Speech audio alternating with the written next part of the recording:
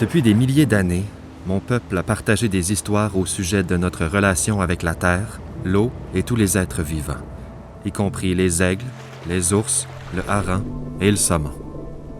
Un de nos nombreux récits de création liés au saumon raconte comment, dans un premier temps, les lacs ont été creusés. Ensuite, une tranchée pour atteindre l'océan. Enfin, des saumons ont été sculptés à partir d'un aulne mort. Mais au lieu de placer les saumons dans la rivière ou le lac, on les a placés dans l'océan pour qu'ils prennent vie. Ils ont été mis en confiance et on leur a demandé de revenir chaque année pour nourrir notre peuple. Ce sont des palourdes américaines, là-dedans. Comparées à celles-là, celles-ci sont probablement... Alors, comment nos ancêtres se sont-ils procuré cette nourriture? Comment avons-nous piégé le saumon si essentiel à notre mode de vie? Un piège à poissons est un ensemble de roches qui ont été placées stratégiquement sur un plateau de marée. Et ils ont été construits à environ 2 ou 3 pieds de haut, avec ces pierres se formant à une base, puis diminuant à mesure que l'élévation augmentait. Et quand la marée descendait, ils se retrouvaient en fait coincés à l'intérieur du mur de piège. Il est donc devenu un enclos vivant, et je crois que vous pourriez piéger au moins 1000 poissons ici, 500 à 1000 à la fois. C'est incroyable. Mais ce n'est pas parce qu'on pouvait en attraper 1000 que nous en prendrions 1000. Un saumon pouvait littéralement se faire prendre ici pendant toute la durée de sa mouture, peut-être 1 mois.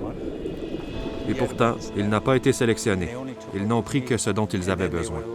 Et puis, ils laisseraient les saumons s'échapper d'eux-mêmes. Donc, j'appelle ces pièges à poissons à pierre un système de pêche sélectif.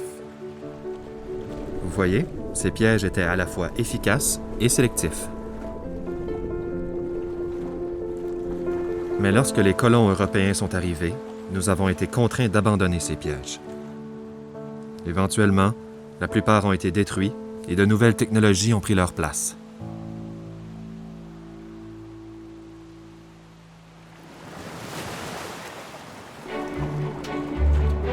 Mais une chose est restée, l'importance de la pêche pour nourrir nos familles. Pour l'instant, nous venons de faire un ensemble avec ce qu'on appelle des filets maillants. Le fonctionnement d'un filet maillant est le suivant. Vous avez un gros tambour ici, vous déployez le filet, vous effrayez les poissons et ils sont piégés. Ensuite, vous récupérez le filet et vous remontez les saumons. Combien de poissons pouvez-vous espérer attraper dans un tel ensemble? La première série, on a attrapé 28 saumons. Donc, avec un peu de chance, on en prendra 30 dans le prochain ensemble. Quand on pêche comme ça, on pourrait prendre du saumon rouge, des courges. Si on a de la chance, on aura du saumon de printemps ou un saumon arc-en-ciel. On dépend là-dessus chaque année pour notre nourriture. Le fumon, le grillon, c'est notre nourriture quotidienne.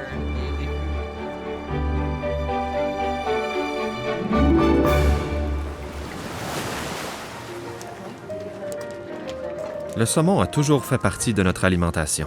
Nous le célébrons et nous en sommes reconnaissants. Ceci, c'est la fête du saumon. Les enfants sont ici pour apprendre comment nos ancêtres faisaient du poisson au barbecue de manière traditionnelle. C'est ainsi que cela a été fait, enseigné et transmis de génération en génération. On m'a enseigné quand j'étais jeune, à cet âge. Maintenant, je suis l'enseignant. On va mettre un bâton là-dedans. Tiens le bâton ouvert pour que je puisse travailler le poisson là-dedans et travailler tous mes bâtons en dessus et au-dessus du poisson. Je préférerais que le côté de la peau soit plus robuste, le bâton. La meilleure chose, c'est qu'à la fin de tout ceci, ils vont le présenter aux aînés. Les aînés vont recevoir de quoi faire un bon festin de la part des enfants. Et c'est ça qui est important. Ah, c'est parfait. Alors, pourquoi cet événement est-il si important pour la communauté?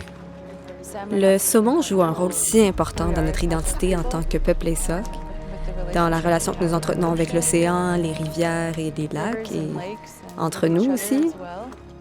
Et puis la partie linguistique est, je pense, tellement impressionnante parce que la langue est si importante pour moi.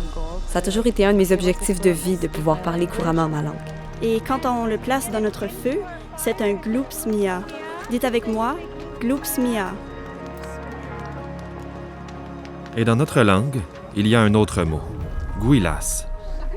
Les gwilas sont les lois qui existent entre notre peuple et nos pays d'origine. Il façonne toutes nos interactions entre les êtres humains et entre le monde naturel et le monde surnaturel. Ces lois sont fondées sur des principes de respect et de réciprocité.